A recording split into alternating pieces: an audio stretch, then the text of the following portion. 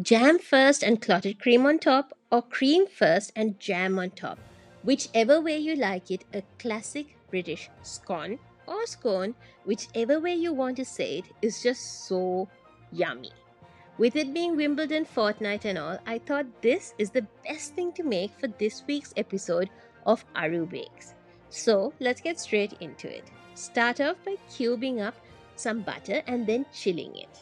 In a large bowl, add in the flour, baking powder, sugar, and salt.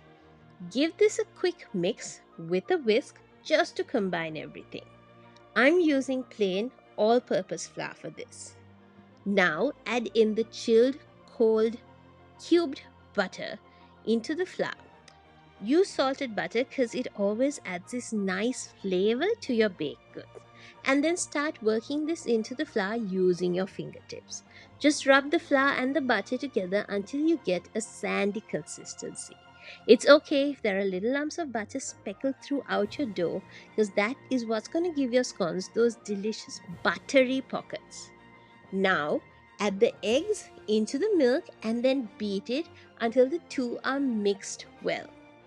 Separate out maybe about 3 tablespoons of the milk egg mixture and keep this aside for later to brush on top of your scones before baking. Now start pouring in the rest of the milk into the flour. Do this a little at a time while mixing with a fork.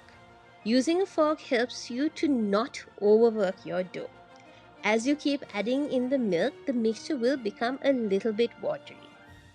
Now I'm going to add in a couple of spoons of flour at this point, and I'm mixing in it a little by hand just to get the consistency right, because I was still working on the exact quantities for this recipe at this point. But I will put up the exact quantity of flour that you need in the caption below. For about the final minute or so, just give the dough a quick mix with the spatula just to bring everything together. And then cover this with some cling film and chill in the fridge for about 30 minutes just so the gluten relaxes.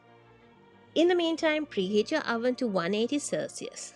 Take the dough out of the fridge and then tip it out onto a very heavily floured surface. Don't worry if your dough feels a little saggy at this point. This is going to end up giving you the softest scones. Give this a quick knead just so that the dough comes together. Keep flouring the table if you feel like the dough is sticky. Once your dough is this kind of consistency, gently flatten it out with your hands. I'm doing mine about 1.5 to 2 inches or so in thickness. And then use a round cutter and cut out your scones. If you don't have a round cutter, you can always use a glass like I'm doing. Just press the cutter down at a 90-degree angle and you will have yourself the perfect round scones. Be gentle when you're working with the dough. Dip the glass in a bit of flour and cut out as many scones as possible. If you're liking this kind of easy homemade recipes, please hit that subscribe button for me. Gather the remaining dough and then gently knead it to bring everything together. Don't over knead it because that will make your baked scones a little bit rubbery. Flatten it out again and then cut out a few more. Line up the scones on a lined baking sheet. And now I'm going to brush some of that egg and milk mixture that we set aside earlier. Use a pastry brush and gently brush this on top of the scones. And then pop this in the oven and bake for about 15 to 20 minutes until they are beautifully golden on top. Take them out of the oven and let it cool down ever so slightly. You can even split it in half down the middle like this and then go in with your clotted cream and your strawberry jam. Now, I'm a bit of a snob when it comes to this. It needs to be clotted cream and not whipped cream, you guys.